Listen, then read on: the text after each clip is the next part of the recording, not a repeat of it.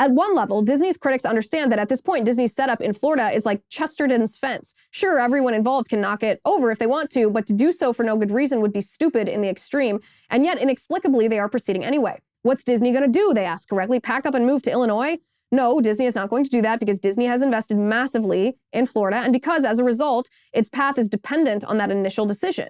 But as with other massive investments in the state, that dependency works both ways. 50 years after its founding, Walt Disney World is deeply rooted in Florida soil as a result of agreements the Florida legislature made with it in good faith. To poison that soil over a temporary spat would be absurd.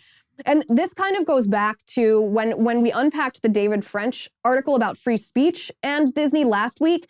My summary of why his article was incorrect was because his premise was incorrect. His premise that hate speech laws that are imposed by the left, that are vague and apply to conservative principles, that David French posited that those are virtuous. They had virtuous intentions in the creation of those laws, that they were well-meaning people with good intentions, just trying to protect marginalized individuals or groups from being offended. But he said the legal application of those well-intentions, those virtuous laws was problematic. And I said, no, this is not a virtuous intention. These are not good intentioned people. These are Marxists who are using marginalized individuals or marginalized groups as pawns. They're using them almost like human shields so that conservatives, when we say, wait, we don't want hate speech laws, that the left can hold up those marginalized groups and say, why do you hate these groups? Why do you want to be mean to these groups? That it shifts the argument away from the free speech aspect of it to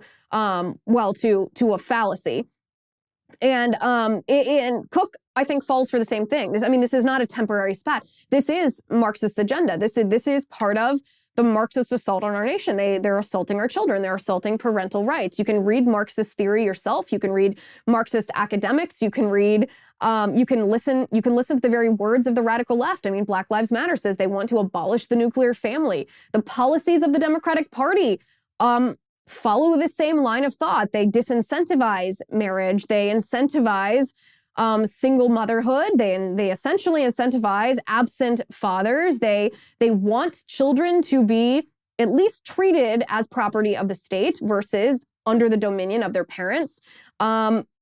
This is part of the Marxist agenda. And if you don't understand at the base level what the motivation, the political agenda of the left is, then you're going to come to wrong conclusions. So to poison the soil, he says, over a temporary spat would be absurd. I don't think this is a temporary spat. I think that this is a critical juncture in the fight between conservatism and Marxism here in our country. And if anybody's doing the poisoning, it's certainly Disney poisoning the mind of our children.